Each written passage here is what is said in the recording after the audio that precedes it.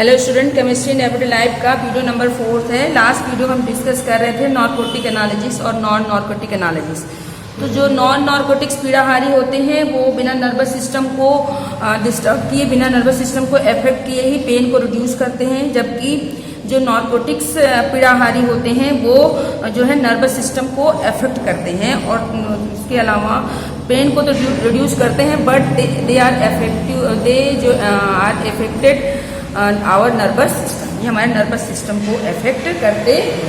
तो कहने का मतलब ये हुआ कि दीज आर एडिक्टिव। ये इसके अलावा इसको यूज करने से एडिक्टिव कहने का मतलब जो भी यूज करते हैं उसके अंदर उनको एक एडिक्ट हो जाता है, उस दवा के प्रति हैबिट फॉर्मिंग हो जाती है। तो these do relieve the patient of pen but they attack the central nervous system. कहने का मतलब ये है कि रिड्यूस पेन को रिड्यूस करते हैं but they attack the central nervous system. Central nervous system का मतलब है ब्रेन को अफेक्ट करना, स्पाइनल कार्ड को अफेक्ट करना। Central nervous system but attack central nervous system. Central nervous system को ये अफेक्ट करते हैं। क्लियर? एंड प्रोड्यूस, इसके अलावा एंड प्रोड्यूस स्लीप। इसको इन दवाइयों को लेने से बहुत नींद आती है। And unconsciousness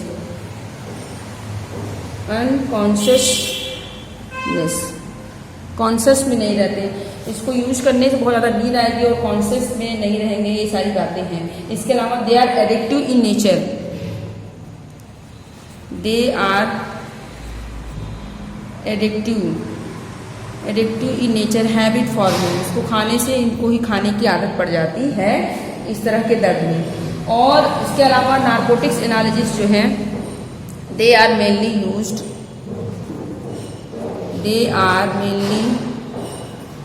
used for the relief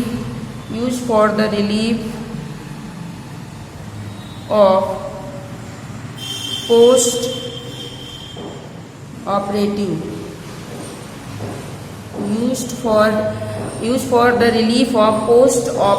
pains, operation के बाद होने वाले दर्द में।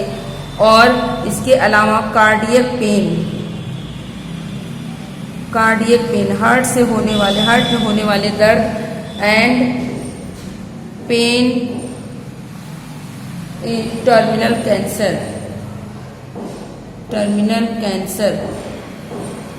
कैंसर पेशेंट में इन दवाइयों का यूज किया जाता है। तो नार्कोटिक्स ड्रग्स का यूज कहाँ पर करते हैं?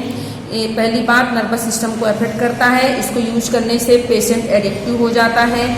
इसका यूज जो है ऑपरेशन के बाद होने वाले दर्द को रिलीफ पाने के लिए, कार्डियक पेन्स, किसी हार्ट प्रॉब्लम से होने वाली दर्द से रिलीफ पाने के लिए। इसके अलावा टर्मिनल कैंसर पेशेंट में होने वाले दर्द से रिलीफ पाने के लिए इन दवाइयों का यूज किया जाता है। नेक्स्ट हमारी मेडिसिन है दैट इज ट्रैंक्विलाइजर्स या जिसको बोलते हैं प्रशांतक। तो ट्रैंक्विलाइजर्स क्या होते हैं? They are anti depressant medicine. जो ट्रैंक्विलाइजर्स होते हैं use for treatment of stress and mild और सीवियर मेंटल डिजीज। तो ये स्ट्रेस से, ये ऐसी दवाइयाँ हैं जो हमें स्ट्रेस से बचाने में या हमारे बॉडी के स्ट्रेस को कम करने में, हमें स्ट्रेस मेंटल डिजीज में इनका यूज किया जाता है। तो these are substance which are use for treatment of stress and mental disease. तो लिखेंगे दीज आर सब्सटेंस। ये वो केमिकल पदार्थ हैं, वो रासायनिक पदार्थ हैं which are used for the treatment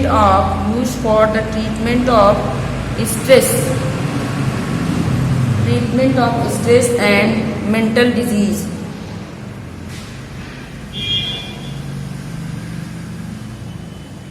stress and mental disease से हमें बचाने में इसका यूज हम करते हैं। कहने का मतलब ये एक प्रकार का एंटी डिप्रेसेंट मेडिसिन है। दे आर एंटी डिप्रेसेंट, तो ये एक प्रकार का एंटी डिप्रेसेंट मेडिसिन है। इसे हम एंटी डिप्रेसेंट भी कहते हैं, एंटी डिप्रेसेंट ड्रग। क्लियर? तो डिप्रेशन से बचाने में यूज होने वाली मेडिसिन क्या कहलाती है? Anti depressant. तो एक प्रकार से एंटी डिप्रेसेंट के रूप में भी इसका यूज किया जाता है। क्लियर? स्ट्रेस और मेंटल डिजीज में इसका यूज करते हैं। अब कौन कौन सी दवाइयाँ हैं जरा हम उसको देख लेंगे। एग्जाम्पल, कौन कौन से ऐसे मेडिसिन हैं जिनका यूज ट्रैंक्विलाइजर प्रशांतक के रूप में मेंटल डिजीज या फिर स्ट्रेस से निवारण में इनका यूज किया जाता है। तो देखेंगे कौन कौन सी दवाइयाँ हैं हमारे पास। That is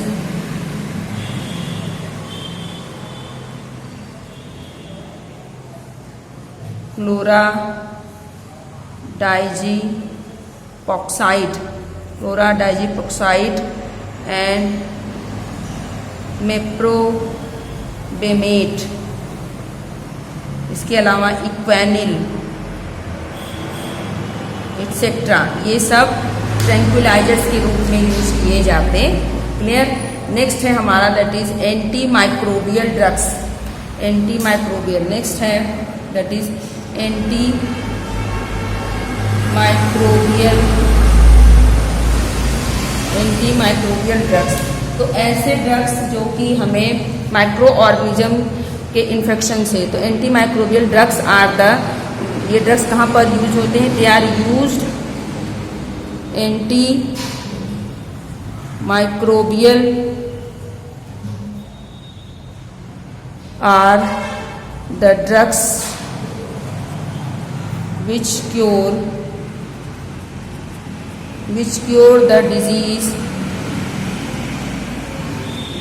the disease caused by micro organism. ऐसी बीमारियां जो माइक्रो ऑर्गेनिज्म से होती हैं, जैसे such as bacteria and virus. वो बीमारियां जो कि बैक्टीरिया या वायरस जैसे सूक्ष्म जीवों से होती हैं, उनसे बचाने में जिन दवाइयों का यूज किया जाता है उसे बोलते हैं एंटी माइक्रोबियल ड्रग। क्लियर है? अब जो एंटी माइक्रोबियल ड्रग्स हैं वो किस तरीके से बॉडी में काम करते हैं? तो ये 3 तरीके से बॉडी में काम करते हैं। तो ये बॉडी में 3 तरीके से काम करते हैं। देयर आर 3 तरीके हैं, 3 ways of controlling a microbial disease. Clear? सूक्ष्म जीवों से होने वाली बीमारियों को कंट्रोल करने के 3 तरीके हैं। कौन कौन से हैं? उनको इस तरीके से यूज किया जाए। फर्स्ट, पहला, by using a drug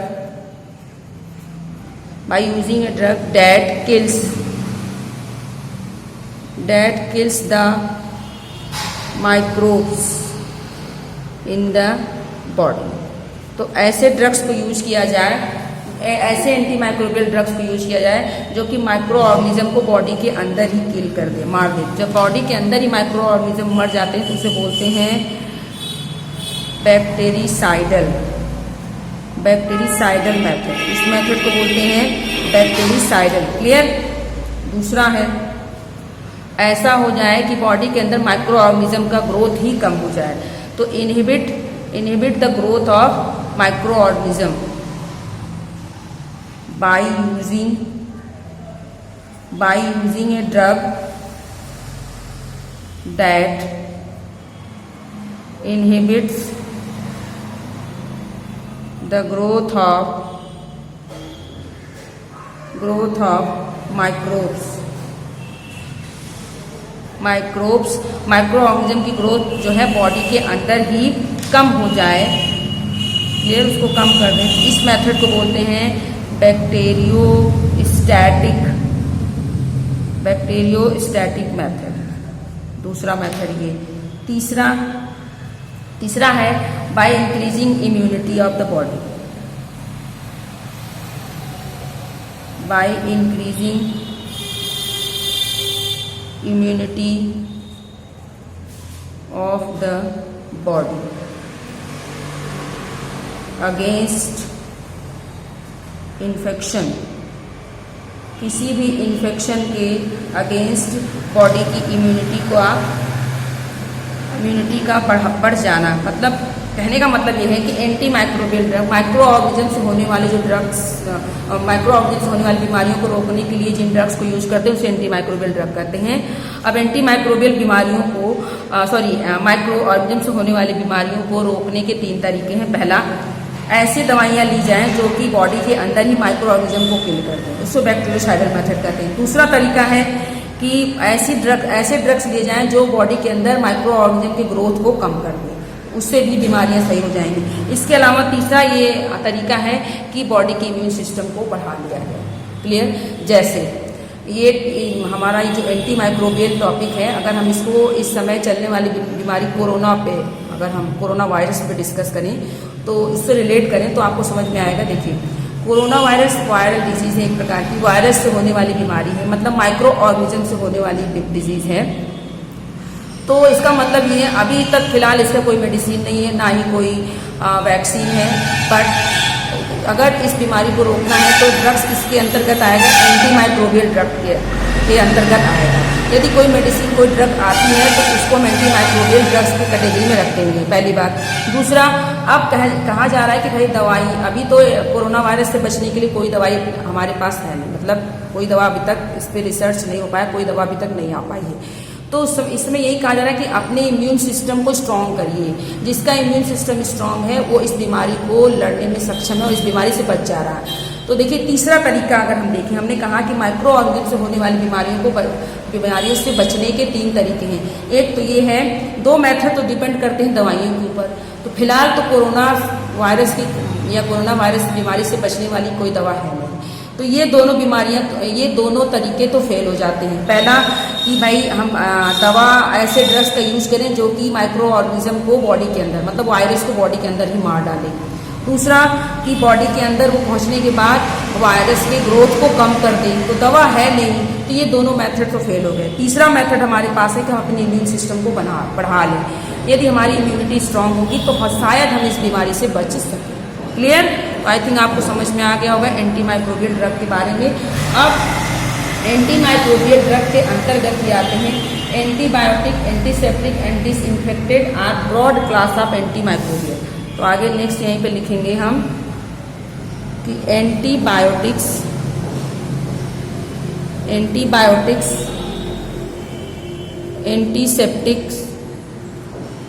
and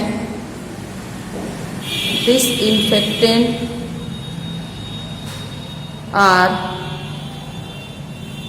broad classes of antimicrobial drug। Clear? Antibiotics, antiseptic और डिसइंफेक्टेंट जो है वो एंटीमाइक्रोबियल ड्रग्स के ही टाइप है। क्लियर? तो 1 by 1 डिस्कस करेंगे। फर्स्ट है हमारा दैट इज एंटीबायोटिक्स। एंटीबायोटिक क्या करता है? देखिए, एंटीबायोटिक क्या करता है, ये सबसे पहले एंटीबायोटिक्स क्या है, ये क्या करता है, एक प्रकार का केमिकल सब्सटेंस है। तो लिखेंगे एन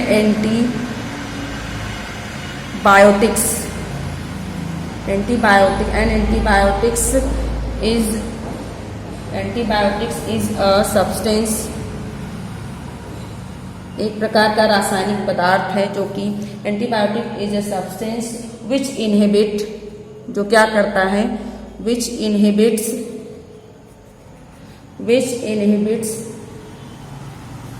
द ग्रोथ और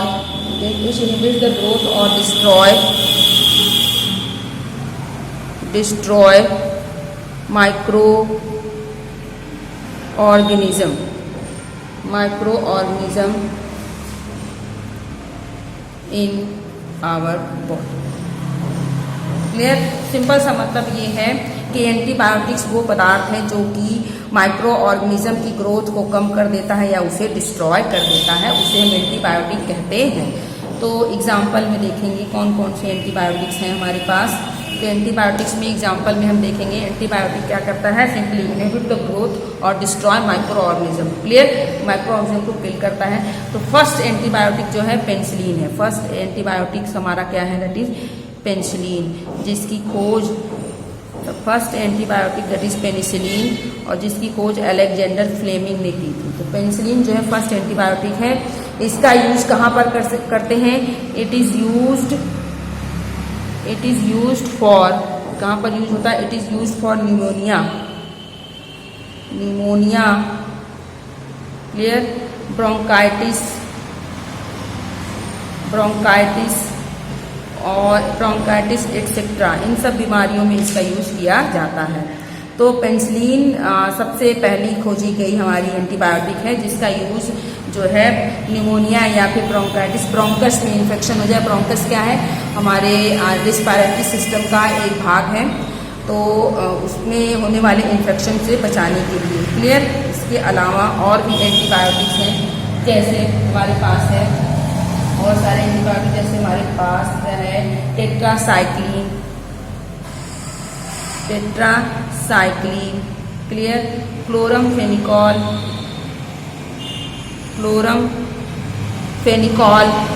क्लियर, और एरिथ्रोमाइसिन,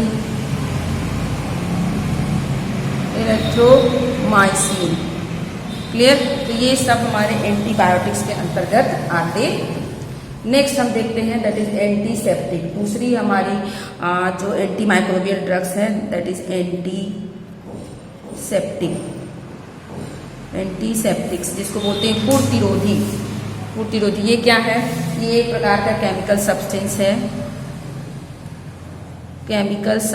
जो कि माइक्रो ऑर्गेनिज्म को किल करता है बट ह्यूमन टिश्यू को इफेक्ट नहीं करता है।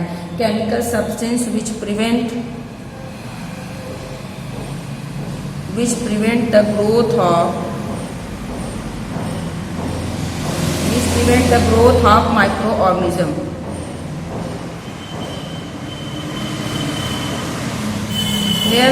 एक प्रकार का रासायनिक पदार्थ जो कि माइक्रो ऑर्गेनिज्म सूक्ष्म जीवों के ग्रोथ को प्रिवेंट करता है। क्लियर, और इसके अलावा prevent the growth of micro organism की ग्रोथ को कम करता है या फिर किल देम या उनको मार देता है। But are not harmful to the living tissue, जीवित कोशिकाओं, लिविंग ह्यूमन टिश्यू, जीवित कोशिकाओं को इफेक्ट नहीं करता है, आर कॉल्ड एंटीसेप्टिक्स। क्लियर, तो पूर्तिरोधी वह रासायनिक पदार्थ है जो कि माइक्रो ऑर्गेनिज्म की ग्रोथ को कम करता है या उनको मारता है, लेकिन ये जो है जीवित कोशिकाओं को प्रभावित नहीं करता। Clear, does not effect living tissue को इफेक्ट नहीं करता है। एग्जाम्पल एंटीसेप्टिक पूर्तिरोधी में एग्जाम्पल देखेंगे, जैसे दैट इज डिटॉल एक प्रकार का एंटीसेप्टिक है, सेवलॉन, ये सब एंटीसेप्टिक है। इसके अलावा बिथिनॉल, क्लियर, बेथिनॉल ये भी क्या है आपका एंटीसेप्टिक है। डिटॉल, बेथिनॉल, और इसके अलावा आयोडीन, क्लियर, आयोडीन का वो भी 2 से 3% सॉल्यूशन जो है आयोडीन का, they are antiseptic. 2 to 3% solution जो है ये एंटीसेप्टिक्स हैं। क्लियर, तो एंटीसेप्टिक वो होते हैं जो माइक्रो ऑर्गेनिज्म को किल करते हैं या माइक्रो ऑर्गेनिज्म की ग्रोथ को रोकते हैं, बट ये क्या करते हैं, ये जो है जीवित कोशिकाओं को इफेक्टेड नहीं करते हैं। क्लियर, नेक्स्ट टॉपिक है दैट इज डिसइंफेक्टेंट या इसी को बोलते हैं विसंक्रामी। तो एंटीसेप्टिक और डिसइंफेक्टेंट, पूर्तिरोधी और विसंक्रामी एक दूसरे के अपोजिट होते हैं। एंटीसेप्टिक भी माइक्रो ऑर्गेनिज्म को किल करता है या उसकी ग्रोथ को रोकता है, और डिसइंफेक्टेंट भी माइक्रो ऑर्गेनिज्म को किल करता है या ग्रोथ को रोकता है। अंतर क्या है, एंटीसेप्टिक जीवित कोशिकाओं को प्रभावित नहीं करता, लेकिन डिसइंफेक्टेंट जो है जीवित कोशिकाओं को प्रभावित करता है। तो स्पेशली एक चीज़ और, एंटीसेप्टिक का यूज जो है जीवित कोशिकाओं को, मतलब हम इसका यूज अपने, जैसे हमें कहीं चोट लग गया, कहीं भी चोट लगा हुआ है तो वहाँ पर जो है एंटीसेप्टिक का उपयोग करते हैं। घाव लग जाने, घाव हो जाने पर एंटीसेप्टिक का यूज करते हैं। पर डिसइंफेक्टेंट के अंतर्गत जो आपके एंटीमाइक्रोबियल ड्रग हैं उनका उपयोग हम फर्श वगैरह साफ करने में, जैसे कि फिनॉल वगैरह का यूज इसमें, इसके अंतर्गत फिनॉल आ जाता है। तो chemical substance which kill microorganism or stop their growth but are harmful to human tissue।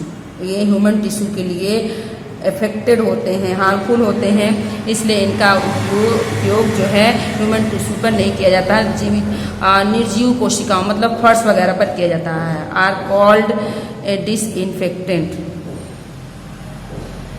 Clear? तो दोनों एक दूसरे के अपोजिट होते। एग्जाम्पल देखें तो एग्जाम्पल में सबसे कॉमन एग्जाम्पल है दैट इज फिनॉल। फिनॉल सबसे कॉमन एग्जाम्पल है 1% फिनॉल। 1% फिनॉल का यूज़ कहाँ पर करते हैं हम? डिसइंफेक्टेंट के रूप में यूज़ करते हैं। इसके अलावा सल्फर डाइऑक्साइड, क्लियर, एक्सेट्रा। ये हो गया डिसइंफेक्टेंट और प्रतिरोधी के बीच का अंतर। तो डिसइंफेक्टेंट और आपका एंटीसेप्टिक जिनका उपयोग जीवित कोशिकाओं पे करते हैं, डिसइंफेक्टेंट जिनका जीवित कोशिकाओं पे, लिविंग टिश्यू पे उपयोग नहीं करते क्योंकि प्रभावित करता है। कहने का मतलब ये है कि जो डिसइंफेक्टेंट है उसको जैसे फिनॉल हम फर्श वगैरह साफ करने में जिसका यूज करते हैं, जितने भी आपके जैसे फिनॉल है या लाइजोल है, जो भी चीज़ें हम यूज करते हैं, इन सबको हम किसके अंतर्गत रखेंगे? डिसइंफेक्टेंट। और शरीर में हो जाने वाले घाव को बचाने के लिए जिनका यूज करते हैं वो एंटीसेप्टिक। बाकी के टॉपिक हम नेक्स्ट वीडियो में डिस्कस करेंगे।